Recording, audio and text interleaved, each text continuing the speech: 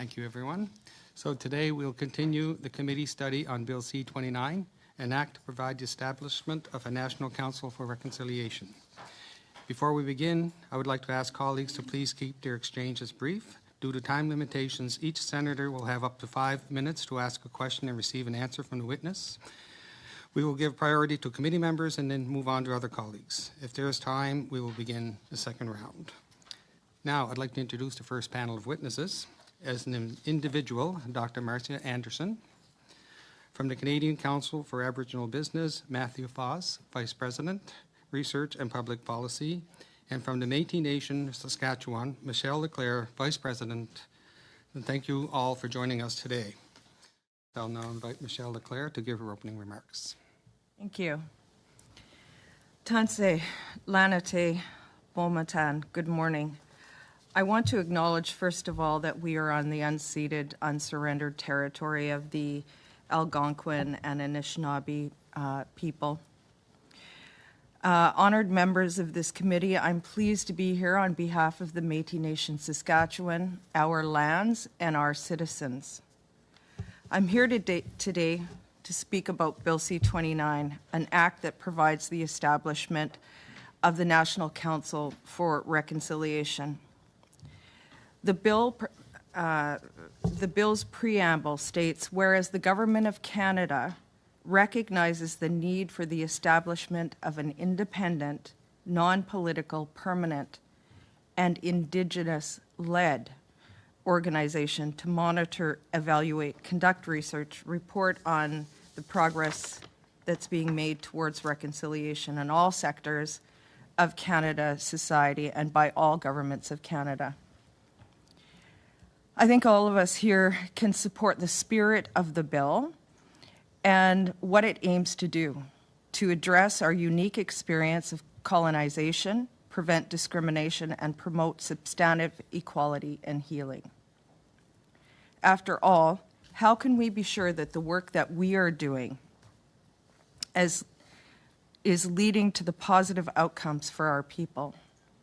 Without statistics and metrics, how do we know we're making people's lives better, more equitable, less painful? How can we ensure that the supports that we put in place are getting to those who need them most? How do we begin to unravel the thread of colonialism without oversight, gathering information, creating records, and providing checks and balances? Legislation such as this gives me hope because it means people are coming to the table to talk and to talk about how we can work together and make things better. When I started my legal career, or as a young Métis politician in my early 20s in La Ronge, Saskatchewan in the mid-90s, we weren't waiting for people to come to the table because there wasn't a table.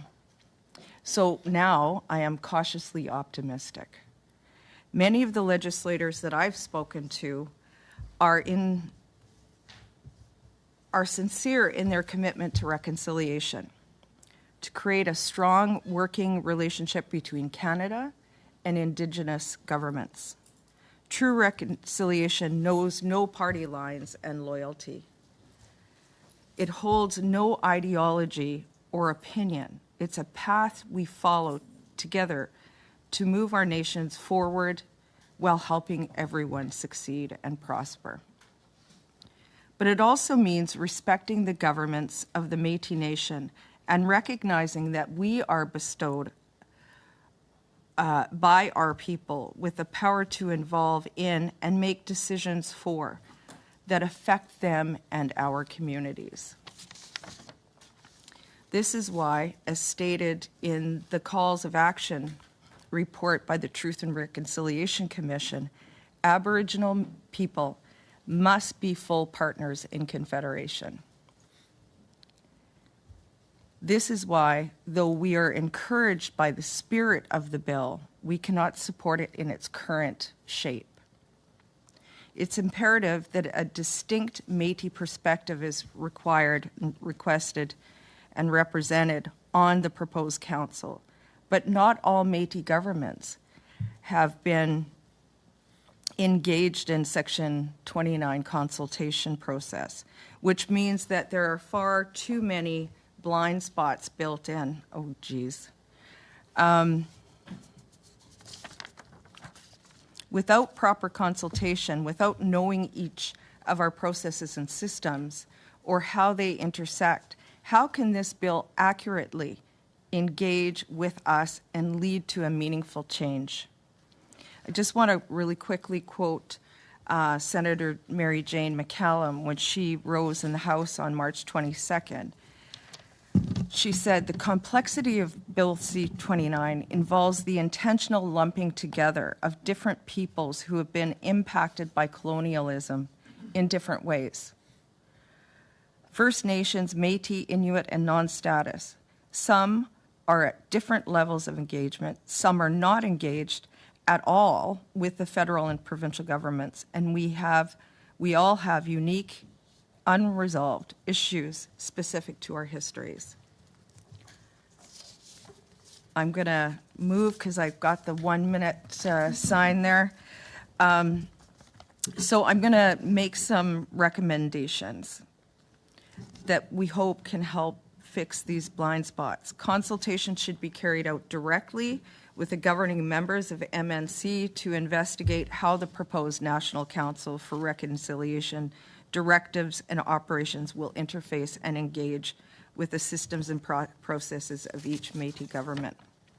Create a task force to investigate how the proposed council and its procedures can be realigned to incorporate and reinforce Canada's ongoing recognition of Métis self-government. Have the task force create a framework for the council's operation that recognizes, respects, and supports Métis self-government and jurisdiction. And I don't know if I have a minute, but I would like to say that if we are practicing true reconciliation, it means that Canada and the provinces have to recognize every single Indigenous residential school. And when I say that, I'm talking about Isle Lacrosse, Saskatchewan, which is one of the oldest residential schools in Canada, 7 generations of harm that has been unresolved. So I would be remiss without mentioning that. I thank you very much for your time.